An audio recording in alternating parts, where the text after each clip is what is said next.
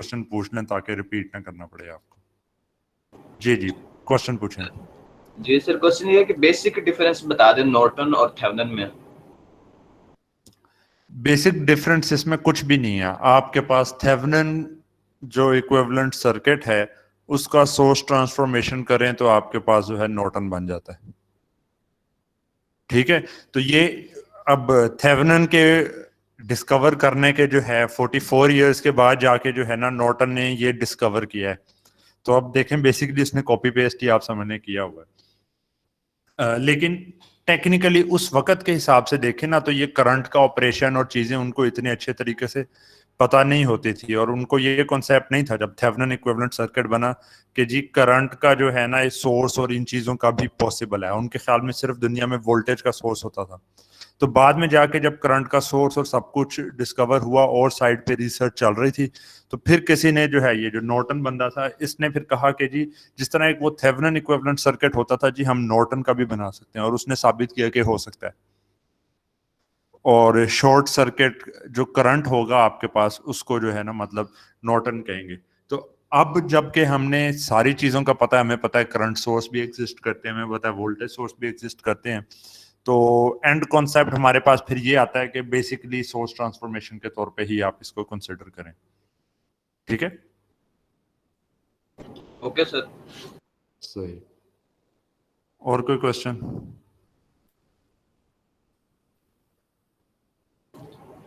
Sir आपने negative resistance के बारे में बताया था, तो सर ये सिर्फ फिर ऐसा होगा कि एक्टिव एलिमेंट के केस में ये नेगेटिव होगी, फिर पैसिव में तो हो नहीं, एक्टिव क्योंकि एलिमेंट, हाँ बिल्कुल ठीक। एक्टिव एलिमेंट के केस के अंदर जो है ना वो रेजिस्टेंस जो है आपके पास नेगेटिव होगी, पैसिव एलिमेंट में नहीं। पर यहाँ पे एक और भी बड़ी इंटरेस्टिंग चीज मैं आपको बता दूं।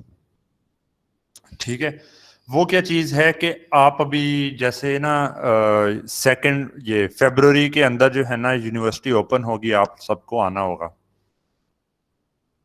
ये डायरेक्टली रिलेटेड नहीं है पर अनरिलेटेड तरीके से कि जी जब आप इधर आएंगे तो आपको इधर आके लैब्स में ना परफॉर्म करना होगा वो चीजें जिनको आप पढ़ते रहे हैं, रजिस्टर्स की बातें सुनते रहे हैं। ठीक है, मल्टीमीटर की आपने चीजें सुनी है, लैब्स के अंदर आपने मुख्तलिफ जो है सिमुलेशंस करना आपने पहले सीख ली हैं। तो अब प्रैक्टिकल जब आप इधर पहुंचेंगे तो लैब के अंदर जो है ना आपको उस तरह के एक्सपेरिमेंट्स वगैरह ना करने पड़ेंगे। तो वहां पर आप एक चीज नोट करेंगे कि अब जब आप नॉर्टन या थेवेनिन इक्विवेलेंट सर्किट निकालते हैं, ठीक है, सॉल्व करते हैं, तो उसके अंदर आप क्या करते होते हैं, इंडिपेंडेंट सोर्सेज को क्या करते हैं, सप्रेस कर देते हैं। ठीक है जी हाँ। तो जी सर। अगर अगर आप जो है ना लैब के अंदर कोई सर्किट आपके पास पड़ा होगा उसमें इंडिपेंडेंट सप्लाईज आपके पास लगी हुई हैं, क्योंकि ये जो इसको सप्रेस करने का ये मतलब नहीं होता कि फिजिकली आपके पास कोई ना कोई वो जो सप्लाई है उसको आप सप्रेस कर रहे हो। सब कुछ लगा होता है, ये एक ना सोल्व करने का मेथड है। फिजिकली वो चीज गायब नहीं होती सर्किट में से। ठीक है, तो आप लैब में अगर आके चेक करेंगे ना किसी भी सर्किट के केस के अंदर, और वहां पे आप कोशिश करेंगे कि जी ये सर्किट है, मैं रेजिस्टेंस जो है ना इसकी फाइंड आउट करूं, और रेजिस्टेंस फाइंड आउट करने के लिए आप मल्टीमीटर लगाएंगे जहां पे एक्टिव सोर्सेज लगे हुए हैं, वहां पे भी आपके पास नेगेटिव रेजिस्टेंस मल्टीमीटर जो है मेजर करेगा। जिसका मतलब क्या होगा कि कोई ना कोई सर्किट में चीज लगी है जो कि एनर्जी जनरेट कर रही है, और आपने जो टेस्ट सोर्स के साथ एक बनाया जिसमें आपका मकसद था कि आप देखें कि जी रेजिस्टेंस कितनी है, पर वो एक कॉम्प्लेक्स सर्किट के अंदर लगा हुआ है और 100 कंपोनेंट्स हैं, पावर सप्लाईज लगी हुई हैं, जिसकी वजह से वो आपको जो है एक तो वैल्यू करेक्ट नहीं देगा और पॉसिबली नेगेटिव भी दे सकता है। तो जब आप इधर आएंगे आपको लैब्स में ये बताया जाएगा कि जब भी किसी रेजिस्टर की रेजिस्टेंस मल्टीमीटर से फाइंड करनी है तो आप उसको सर्किट में से निकाल के बाहर एक जगह रख के फिर चेक करते हैं। ठीक है, वरना एक फुल्ली बिल्ट सर्किट के अंदर फिजिकली आप नहीं चेक कर सकते। उसके भी कुछ तरीकाकार हैं, वो भी आगे टेक्निक्स उसकी बताई जाएंगी, जो अभी तक चीजें आपको पढ़ाई हैं उसके थ्रू आप नहीं मेजर कर सकते। ठीक है, तो मतलब फिजिकली भी नेगेटिव वैल्यू आपको मेजर हो सकती है, लेकिन इसका यही मतलब होता है कि कोई ना कोई बीच में सोर्स है जो कि जनरेट कर रहा है एनर्जी। तो वही यहाँ पे नेगेटिव रेजिस्टेंस के केस के अंदर है।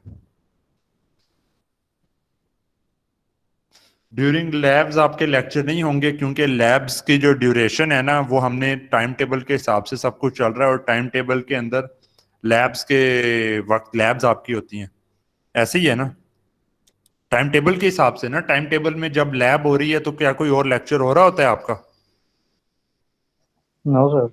हाँ, तो वो उसी तरीके से मैनेज करेंगे ना।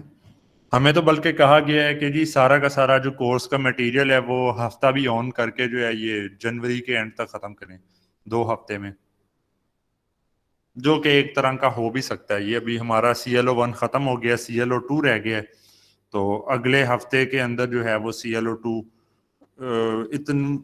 इतना कोई लेंथी है नहीं, उसका पोर्शन रिलेटिवली इजी है शायद।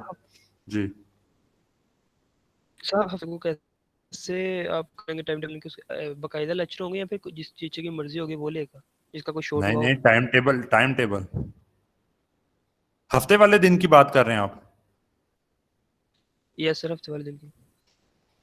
हफ्ते वाले दिन के अंदर मेरे ख्याल में तो जब आप फिजिकली इधर आएंगे तो मैं तो कोशिश करूंगा कि फिजिकली ही लेक्चर आपके हो जाए ना, ठीक है मेरे साथ। तो अभी इसके ऊपर मैं बाकियों से बात करता हूँ कि सारे एक्सपेरिमेंट हो सकता है कि हम आपको ना उस तरह करवाएं।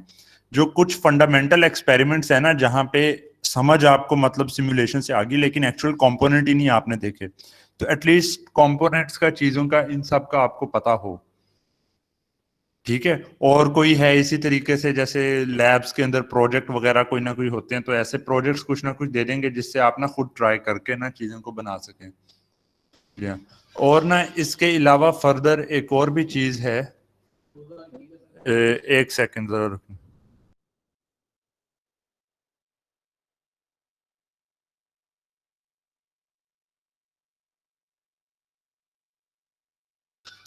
जी हाँ, तो इधर आके जो है ना फिर आपके साथ फाइनल वगैरह भी इधर ही होने हैं उसके बाद, तो कोई ना कोई प्रोजेक्ट्स चीजें फायदा ही होगा। आपने जो सिमुलेशन पे सीखने वाला काम होता है ना वो ज्यादा मुश्किल काम होता है। सिमुलेशन जो है वो हाई लेवल की एक तरह की चीज होती है, आमतौर पे वो तब करवाया जाता है जब फंडामेंटल बेसिक सारा कुछ आपको क्लियर हो। आपने वो कर लिया हुआ है तो अब उसी चीज को आपने प्रैक्टिकली करके देखना है कि 100 ऐसे मसले आएंगे जो सिमुलेशन में कभी नहीं आए, ठीक है। ये डराने वाली बात नहीं है, ऐसे होता है हार्डवेयर के ऊपर जब काम करें ना, तो वो ऐसे ऐसे मसले निकलते हैं कि जी उन्हीं में सारा टाइम लग जाता है। तो एटलीस्ट कुछ ऐसे सेशन हो जहां पे आपको पता हो कि हार्डवेयर पे करने में क्या क्या इश्यूज आएंगे। तो यही मकसद है कि ना फिजिकली यहाँ पे करवाए जाए। पेपर फिजिकल होंगे, ऑनलाइन कोई नहीं होने आपके। तो जो भी आपने कोई टेक्निक्स या मेथड आपने बना लिए थे मिड के लिए, जिनके थ्रू आपको लगता था कि जी अब हमारा बेहतरीन जो है हम वही तरीका इस्तेमाल करेंगे और आगे हल कर लेंगे, तो वो अभी आपके पास नहीं रहना। आपके पास ऑब्जेक्टिव टाइप भी नहीं होना फाइनल में, तो प्योर आपके पास जो है ना वो क्वेश्चंस होंगे, 3 या 4 क्वेश्चंस होंगे जिनको आपने सॉल्व करना होगा फिजिकल एग्जाम में।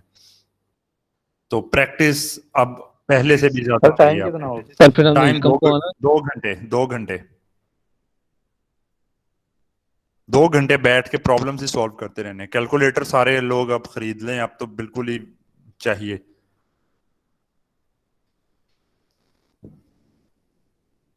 अच्छा, ये ऑल कैप्स में ना लिखा करें। ऑल कैप्स में जब कोई मैसेज लिखे ना उसका मतलब होता है जैसे बंदा चीख रहा है, Sir, CR forwarded us the notification of the opening of the university on 1st Feb. Now it's final that it's 1st Feb university will be opened or not. ये कंफर्म है जी। अब तो एकेडमिक कैलेंडर भी आ गया हुआ है। वो notification जब आ गया उसके बाद तो बात ही नहीं ना रही कोई। उसके बाद तो वो यूनिवर्सिटी वाले भी नहीं अब पीछे हट सकते उससे। लेकिन मैं मेन नेगेटिव रेजिस्टेंस की बात बता रहा था, तो ये आपको नेगेटिव रेजिस्टेंस भी जो है ना कहीं धक्के से नजर आ जाएगी। और कोई क्वेश्चन?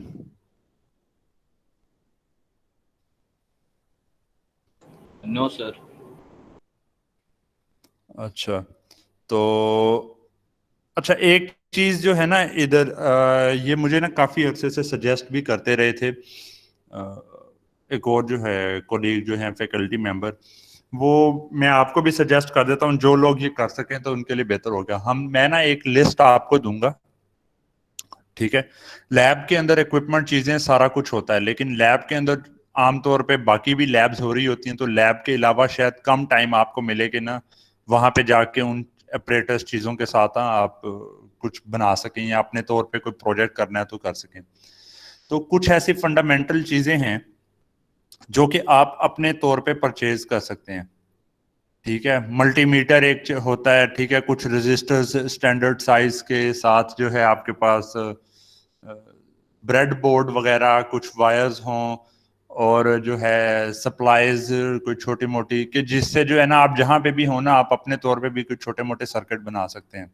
तो वो तो लैब में ये आपको यूनिवर्सिटी प्रोवाइड करती?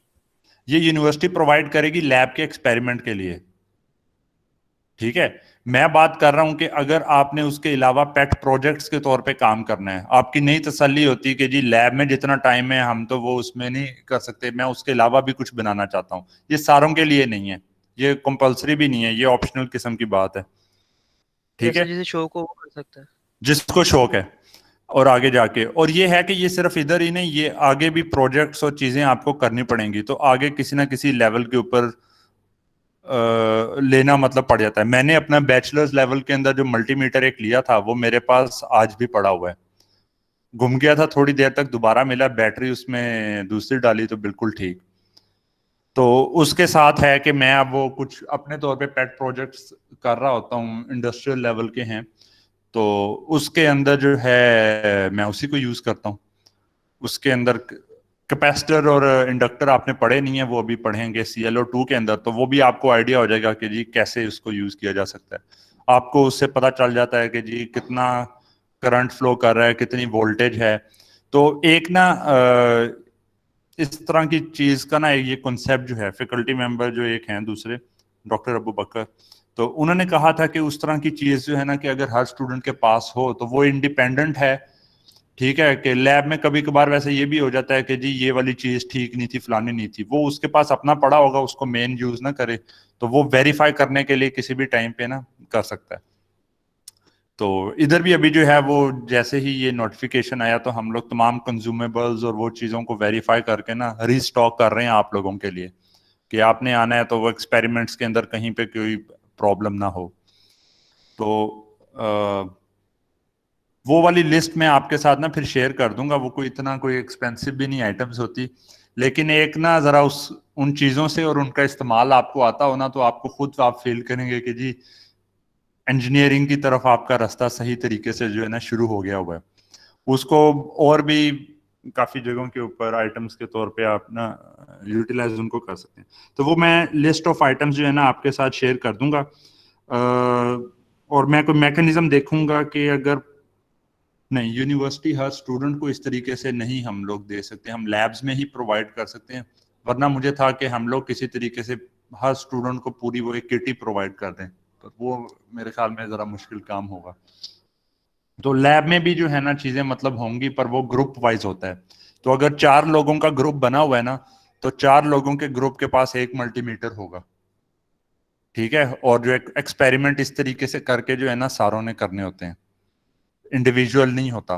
तो उसमें है कि हो सकता है कोई कहे कि जी मेरी तसल्ली नहीं होती इसके अंदर, ये क्या बात हुई कि जी 4 लोगों को एक मल्टीमीटर दिया हुआ है, मैं जो है अपने तौर पे पूरा करना चाहता हूँ।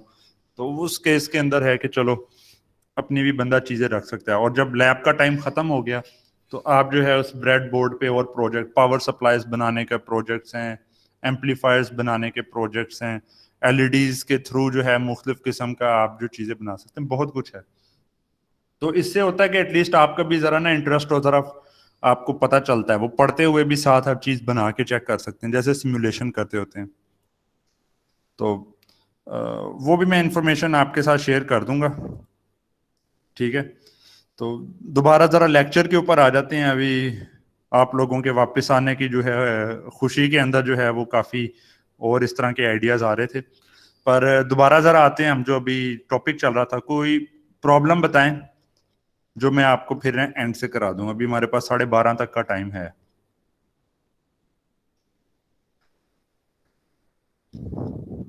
ये तो तीसरा चैप्टर खोल लिया मैंने, चौथा है।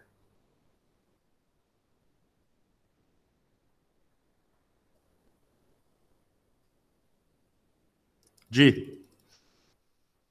बुक है किसी के पास? यस सर है। जी। तो ये मैं कहाँ पे पहुंच गया, 7वें चैप्टर पे आ गया हूँ, थोड़ा सा आगे करने पे कॉम्प्रिहेंसिव प्रॉब्लम्स। अच्छा नहीं, ये अब जो है ना सारी की सारी इधर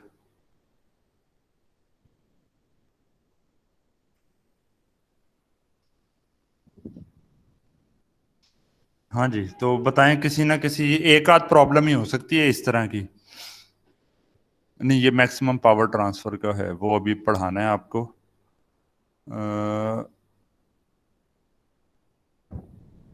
जी हाँ।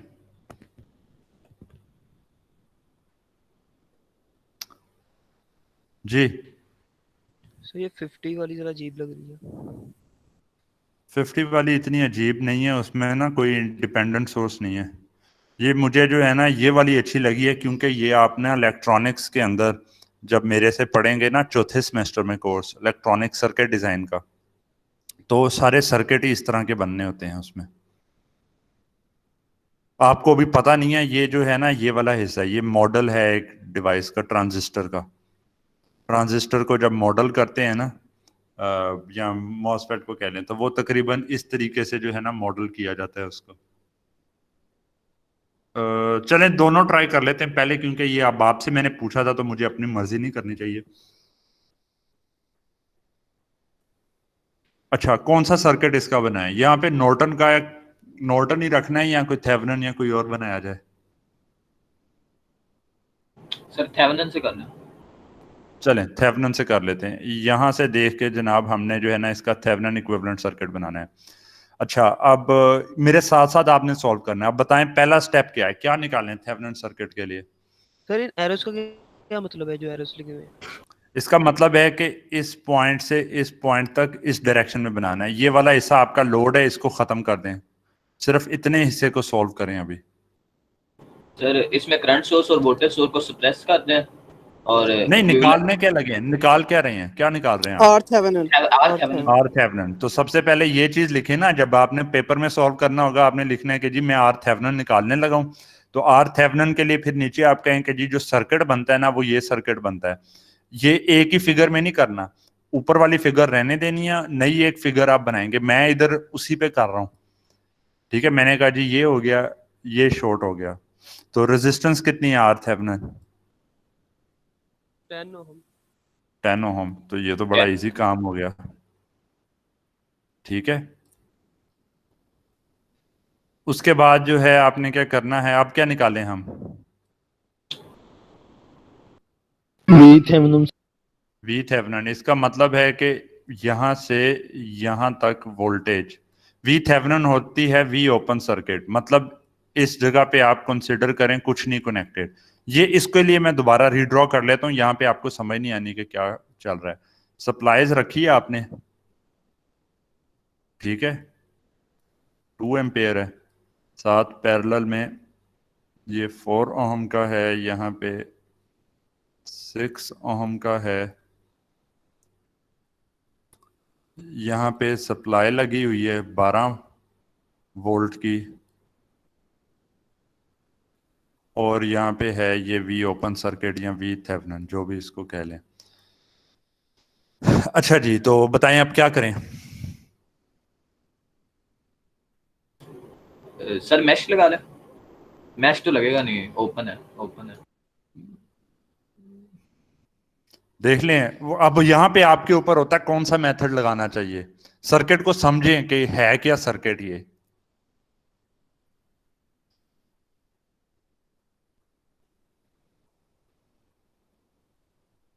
क्या होगा?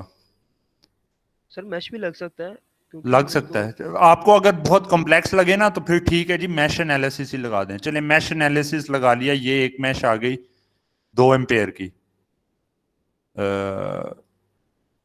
बल्कि लिखना ही नहीं, जरूरत ही नहीं है, क्योंकि 2 एम्पेयर साथ लिखा हुआ है, तो 2 एम्पेयर की, 2 एम्पेयर की ये हो गई मैश। तो इधर तो कोई मैश लगनी नहीं है, ठीक है। जी सर। या आप अगर कहेंगे जी मैश है, तो मैश का करंट 0 एम्पेयर है, क्योंकि ओपन सर्किट है, कोई करंट नहीं फ्लो करना। तो इधर से कितना करंट फ्लो कर रहा है? जीरो। जीरो करंट फ्लो कर रहा है। इसके क्रॉस वोल्टेज ड्रॉप कितना है? जीरो। जीरो। तो इसको भूल ही जाए आप, शॉर्ट सर्किट इसकी जगह लगा दें, जिसमें से करंट नहीं ना गुजरना। तो वो आपके पास इस तरह से हो गया। मैंने ये इसको, अच्छा अब बताएं अब क्या करें हम? सही है, 4 के क्रॉस वोल्टेज जो आएगी वही ओपन सर्किट के क्रॉस आएगी। अच्छा 4 के क्रॉस कितनी वोल्टेज है? 8 वोल्ट। प्लस मैं ऐसे करता हूँ, इसको ग्राउंड करके ना ऊपर 8 लिख देता हूँ, वरना वहां 8 वोल्ट आ गया। अच्छा आप तो आउटपुट वोल्टेज क्या होगी हमारे पास, open circuit voltage? Same 8 volt. 8 volt. अच्छा अच्छा, श्योर हैं आप इस पे? No sir, no sir 2 volt होगी। सर, वो -4 होगी। -4 क्यों होगी? सर 8 से -4 क्यों आप कह रहे हैं, क्यों? सर जी 8 12 में तो 8 उसका में आंसर 12 ये है में कि ये वाला जो नोड है ना, हाँ ये वाला नोड और ये वाला नोड डिफरेंट है, ये एक नोड नहीं है। बीच में एलिमेंट लगा है, ये जो बिल्कुल फंडामेंटल नहीं जो कंसेप्ट है, ये एक एलिमेंट लगा हुआ है आपके पास। अगर इधर 8 वोल्ट है और ये कह रहा है कि जी इस पॉइंट के मुकाबले में इस पॉइंट पे 12 वोल्ट ज्यादा है, तो 8 में से ये 12 केवीएल के हिसाब से ना, या वोल्टेज सोर्स के हिसाब से कर लें, इसको मैं कह देता हूँ 8 वोल्ट है, ये वीओसी है। तो मेरे पास आता है कि जी 8 minus V open circuit is equal to 12, ऐसे ही है। 8 ये सर। प्लस है ना, ये इसके क्रॉस माइनस है, तो वी ओपन सर्किट क्या आएगा? +4। 8 प्लस -4। 4 कैसे यार? अब आप लोग -4। इतने ये आराम से ये 2 नंबर पेपर में आपने खत्म करवा लिए अपने, ठीक है। -4 वोल्ट आ गया। तो थेवेनिन इक्विवेलेंट आपके पास जो इसमें बनेगा उसको आप बना सकते हैं, या तो ऊपर को प्लस रख लें, या मैं कहता हूं कि जी नीचे को प्लस करता हूं ऊपर को माइनस और 4 वोल्ट लिख देता हूं। डायरेक्शन ऑपोजिट कर दी ना मैंने, यस ठीक सर। है। Resistance yes yes. और रजिस्टर जो है वो 10 का, ये ऊपर लगाएं नीचे लगाएं रजिस्टर से भी नहीं फर्क पड़ता। ये हो गया ए बी। अब उसने कहा है कि एक्चुअली हमने ये करंट आई निकालना है इधर से। ये हमारे पास है 5 ओहम,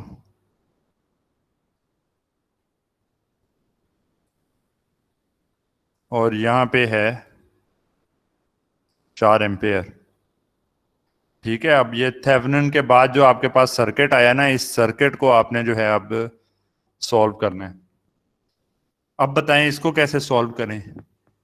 तो इसे भी मैच से ही कर लेते वैसे हैं सर, नॉर्टन आपने निकाला होता ना, नॉर्टन आपने निकाला होता ना, तो वो काम वाकई आसान होना था। डायरेक्ट करंट सोर्स, अभी 2 स्टेप बन जाते हैं, वरना एक ही स्टेप पे आंसर आ जाना था। कौन सा मेथड?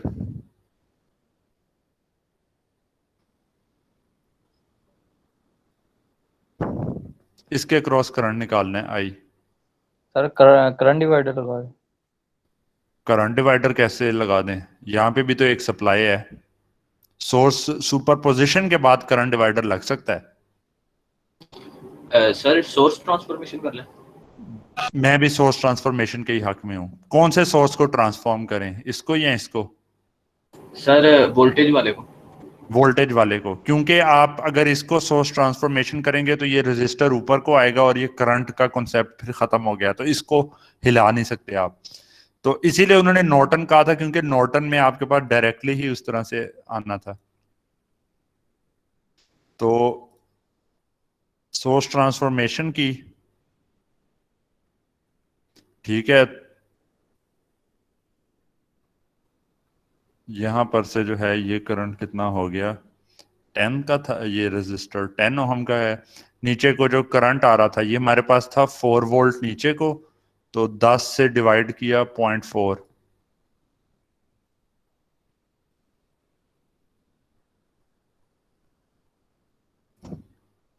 ठीक है। डायरेक्शन पता है ना क्यों नीचे को की है? जी सर।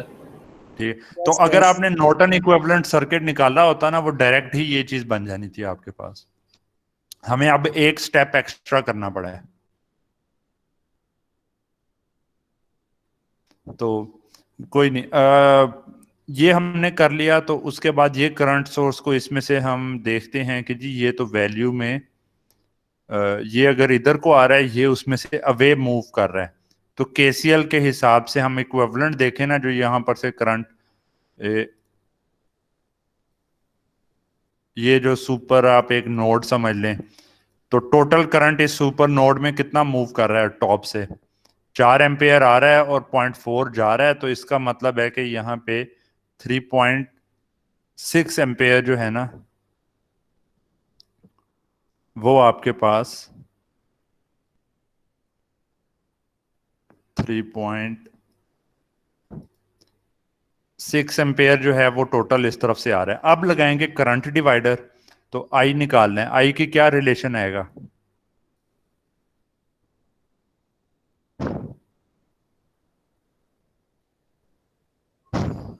जल्दी करें, टाइम खत्म हो रहा है। मुझे था 2 प्रॉब्लम्स कराऊं, लेकिन एक ही हो पाएगी। Sir 10 divided by 15 multiply 3.6। बिल्कुल ठीक। ये कौन सा रिलेशन हमने लगाया है, सर करंट डिवाइडर का लगाया है। करंट डिवाइडर का लगाया है, बिल्कुल ठीक। एक्सक्यूज मी 3.6 हो गया। 3.6 3.6 इस तरीके से हुआ है कि पूरे जो आपने एक वो सुपर नोड सा नहीं मैंने बनाया, ठीक है, तो उसमें से टॉप से देखें ना, तो इस साइड के ऊपर करंट मूव कर रहा है 0.4, इस साइड से करंट आ रहा है 4, ठीक है।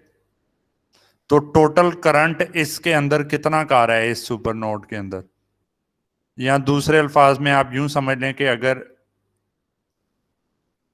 ये आ रहा है और ये जा रहा है और नीचे है super node, yes sir 4 ampere आ रहा है और 0.4 एम्पेयर जो है वो वापस जा रहा है। तो नेट जो इधर को आ रहा है वो है 3.6 एम्पेयर। और मुझे लग रहा है कि यहाँ पे आप में से बहुत लोग गलती कर सकते हैं, क्योंकि ये थोड़ा ना वो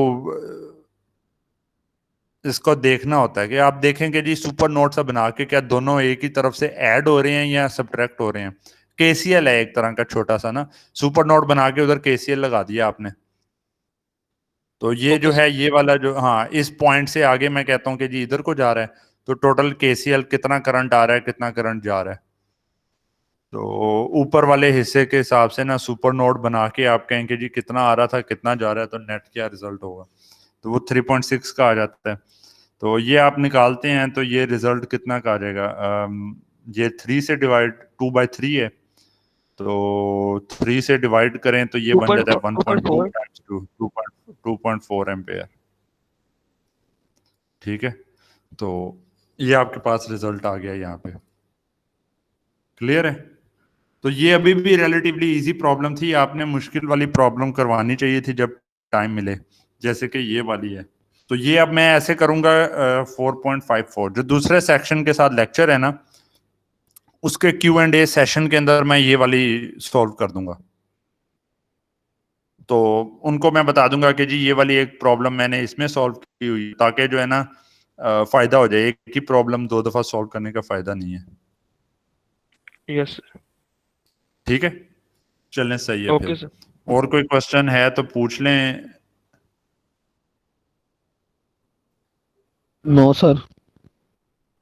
फाइनल 1 फरवरी, ये वो, ठीक है। तो 15 फरवरी से, जहां तक मुझे याद पड़ता है 15 फरवरी से आपके हैं फाइनल, ठीक है। तो 15 फरवरी से आपके फाइनल हैं। हमारे पास 2 लेक्चर पड़े हैं ये, अगर आगे भी चलते रहते हैं तो 2 लेक्चर ये हैं, 2 2 4, 4 और 2 6 लेक्चर हमारे पास इस तरीके से पड़े हैं। सर हमने कवर कितना सिलेबस करना है, कितने चैप्टर कवर करने हैं? हमने वो आपको मैंने दिया हुआ है स्टार्ट में टॉपिक्स का, मैं इधर से देख लेता हूँ। कोर्स आउटलाइन जो लेटेस्ट वाली है ना, उसके हिसाब से ये तो आपको पहले लेक्चर में ही बता दिया था, वो तो सवाल ही नहीं बनता आपका ये पूछने वाला, ये ठीक है सर, मैं तो चेंज ना ठीक है। ये वाला हिस्सा जो है ना, ये अभी हमने ये क्योंकि मिड पहले 10 हफ्ते पहले थे ना, अब 10 की बजाय 8 हफ्ते पहले हुए थे, तो वहां तक का तकरीबन हमने जो है मैश और नोडल एनालिसिस के बाद ही पेपर कर लिया था। और जो ये वाली चीजें हैं, ये वाला इस हफ्ते में हो गया है, ठीक है, 9वां हफ्ता ही टेक्निकली बनता है। अगले हफ्ते में इतना स्लो नहीं चलना, मिलीमैन का करके साथ में इन चीजों का शुरू कर दूंगा, ये रिलेटिवली क्विकली हो सकते हैं। तो अगले हफ्ते ये चीजें हो जाएंगी और 2 और हफ्ते रह गए। तो ये वाली भी ना खींच के ही इतना लंबा किया हुआ था, वरना ये इतना है नहीं। RLRC जो है ना वो आधे आधे घंटे में सर्किट सॉल्व हो जाता है उसका। तो ये कंटेंट 16 वीक्स तक लेके जाने की वजह से ना इस तरह से किया गया था। तो ये आपका कवर हो जाएगा, इतना कोई मसला ही नहीं है। ये थोड़े कॉन्सेप्ट हैं फिजिक्स में, आपने पहले ही पढ़ दिए होंगे, Coulomb's law, electric field, breakdown. हाँ, तो इनको मैं नहीं उस तरीके से ना करूंगा, तो इनकी बजाय ना मैं थोड़ा सा तेजी से इधर को मूव कर जाऊंगा आगे को। सर ठीक ये है, थ्योरी वाले पेपर है, ये 1 मिनट के बाद थ्योरी टाइप ही है ना सर सारा? नहीं नहीं, प्रॉब्लम्स ही हैं इसमें, थ्योरी का तो काम ही नहीं है। थ्योरी कहाँ से आ गई सर्किट एनालिसिस में? एनालिसिस करना है आपने, इसके अंदर भी सर्किट ओके सॉल्व सर। करने हैं ना। ये थोड़ा सा उनका इंट्रोडक्शन था और फिर आपने ये सर्किट सॉल्व करने। तो आपको ये भी ओके मेरे सर। ख्याल में बता दिया गया था कि क्वेश्चन फाइनल में किस तरह के होंगे। फाइनल में ClO2 से रिलेटेड ही ज्यादा पूछा जाना है। और एक सवाल जो है ये मैं कर सकता हूं कि जी एक की बजाय शायद 2 सवाल कर लूं इधर से, पर नहीं, मेरे ख्याल में इसी तरफ से जो है ना ज्यादा क्वेश्चंस हो जाएं तो बेहतर है। ठीक है, थोड़ा सा इसको मैं एडजस्ट कर लूंगा उस हिसाब से। बाकी बाकी सारा ठीक है। तो ClO1 का आपको जो है ना कोई समझ भी वैसे लगी है अब तक कि कोई सर्किट्स को सॉल्व करने की, क्योंकि ClO1 तकरीबन खत्म होने वाला है। पता चला है कि यस क्या होता है सर्किट, कैसे सॉल्व करते हैं, किस तरह के सर्किट के लिए कौन सी चीज बेहतर रहेगी? यस जी सर। सर। चलें, सही है, ये अच्छी बात है। स्टूडेंट खाली 20 रह गए हैं, ये अच्छी बात नहीं है कि सारे लीव करते गए। ये वैल्यूएबल इंफॉर्मेशन थी जो मैं इधर दे रहा हूँ, आप लोगों के लिए ही बैठा हुआ।